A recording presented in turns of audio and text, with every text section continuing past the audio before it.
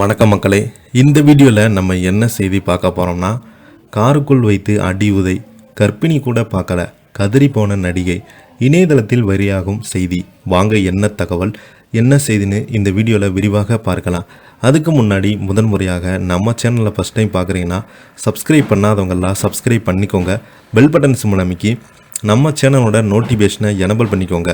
நாங்கள் போடுற வீடியோ எல்லாமே உங்களுக்கு உடனுக்குடனே வந்து சேரும். வாங்க என்ன தகவல்னு இந்த வீடியோவில் விரிவாக பார்க்கலாம். கருங்காலி திரைப்படத்தின் மூலம் நடிகையாக அறிமுகமானது தான் அஸ்மிதா நீலமேகம்.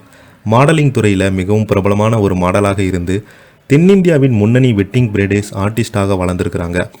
கணவர் விஷ்ணு தன்னை தினமும் அடித்து உதைத்து துன்புறுத்தியதாக காவல் நிலையத்தில் புகார் அளித்திருக்கிறாங்க. பிரபலனாக நடிகையாக வர வேண்டும் என்று கனவோடு இருந்த அஸ்மிதா கருங்காலி படத்தில் நடித்த பிறகு ஒப்பனை கலைஞராக மாற உருவமாக செய்து கொண்டு அழகு கலை நிபுணரானாங்க என்ற பெயரில் பயிற்சி வகுப்புகளை நடத்தி வருகிறாங்க. சென்னை விருவம்பாக்கம் IAS IPS அதிகாரிகள் குடியிருப்பில் வசித்து வரும் இவங்க இன்ஸ்டாகிராம் மூலமாக விர்சுவால் வரியார் விஷ்ணுவை திருமணம் செய்து கொண்டாங்க. அவர்களுக்கு ஏற்கனவே 2 குழந்தை இருக்கும் நிலையில் கடந்த மாதம் இவருக்கு 3வது ஒரு குழந்தை பிறந்தது. இந்த நிலையில் நடிகை அஸ்மிதா தனது கணவர் விஷ்ணு மீது அடுக்கடுக்கான புகார்களை கூறியிருக்காங்க. அதில் கடந்த மார்ச் மாதம் 20ஆம் தேதி தன்னுடைய கணவர் விஷ்ணுவின் காரில் கொண்டு சென்றபோது அவன் என்னை கடுமையாக தாக்கினாங்க. காரில் ஏறிய போது முதல்ல எனக்கு அவருக்கு சிறிய வாக்குவாதம் நடந்து கொண்டே இருந்தது. கார் கிண்டிக்கு வந்தபோது விஷ்ணு என்னை கடுமையாக தாக்கினார். அவர் அடித்ததில் தாடை கிழிந்து பற்கள் உடைந்து விட்டது. என்னை ஒரு கர்ப்பிணி கூட பார்க்காம என் குழந்தை கொல்லும் நோக்கத்தில் காருக்குள்ளே அவர் என்னை கடுமையாக தாக்கினார் என்றும், நான் 9 மாத கர்ப்பமாக இருந்த நிலையில் கடந்த ஏப்ரல் மாதம் 9ஆம் தேதி கணவர் விஷ்ணு நண்பர்களுடன் குடித்து நண்பரின் சகோதரிக்கு பாலியல் ரீதியாக தொல்லை கொடுத்திருக்கிறாரு. இது தெரிந்து கொண்ட நண்பர்கள் அவரை கடுமையாக தாக்கி வீடியோ அனைத்துமே இணையதளத்தில் வெளியானது.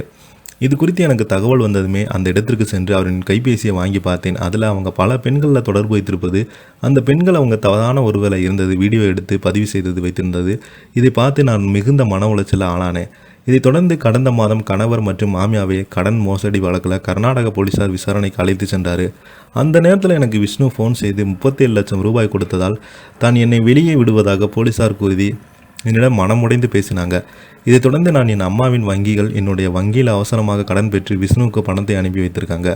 முதன் மூலமாக அவர் வெளியே வந்தாங்க. நான் செய்த என் நன்றியை மறந்துவிட்டு என்னுடைய கணவர் விஷ்ணு சமூக வலைதளங்களை என்னை பற்றியும் என் குடும்பத்தை பற்றியும் ஆதாரமே இல்லாமல் அவதூறாக பேசியிருக்கிறாங்க. கடந்த மாதம் 8ஆம் தேதி 3வது ஒரு குழந்தை பிறந்த போது தினமும் என்னை அடித்து துன்புறுத்தி என்று நடிகை அஸ்மிதா கணவர் விஷ்ணு மற்றும் அவர் தாய் ஆனந்தி மீது நடவடிக்கை எடுக்க கோரி கொடுத்திருக்கிறாங்க. அவங்க கொடுத்த புகாரின் பேரில் போலீஸ் விஷ்ணு மீது பெண் வன்கொடுமை, மோசடி, கொலை மிரட்டல், கொலை முயற்சி, சமூக வலைதள பொய்யான தகவல் பரப்புதல் என 7 பிரிவின் கீழ் வழக்கு பதிவு செய்து விஷ்ணுகுமாரை கைது செய்து வருகிறாங்க.